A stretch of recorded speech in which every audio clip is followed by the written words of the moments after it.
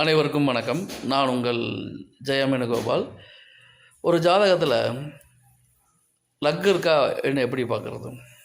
Luck அப்படின்னா கிரக சேர்க்கை மூலமாக லக்கு வர்றதுங்கிறது வேறு. இப்போ உதாரணத்துக்கு ஒரு ஜாதகத்தில் லக்னத்துக்கு 9, 10 அதிபதிகள் கூடி லக்னாதிபதியோட ஆட்சியாகவோ உச்சமாகவோ மூலத்துரிகோண வீட்டிலேயோ இருந்தால் அந்த ஜாதகருக்கு எப்பொழுதுமே அதிர்ஷ்டம் இருக்குது. காரணம் என்னென்னா, லக்னத்துக்கு 9, 10 கூடி லக்னாதிபதியோடு சேர்ந்து வலிமையாக இருக்கும் பொழுது அது ஜாதகருக்கு அதிர்ஷ்டம் இருந்து கொண்டே இருக்கும். லக்னத்துக்கு 2ஆம் அதிபதி 9, 10 சேர்ந்து 2ஆம் அதிபதியோடு சேர்ந்துருந்தால் அந்த ஜாதகருக்கு எந்த தொழிலில் பண்ணாலும் வருமானம் வந்துக்கிட்டே இருக்கும். காரணம் என்னென்னா, 2ஆம் இடத்துக்கு 9, 10 சேர்ந்து ஆட்சியாக உச்சமாக 2ஆம் அதிபதி கூட சேர்ந்துருக்கு.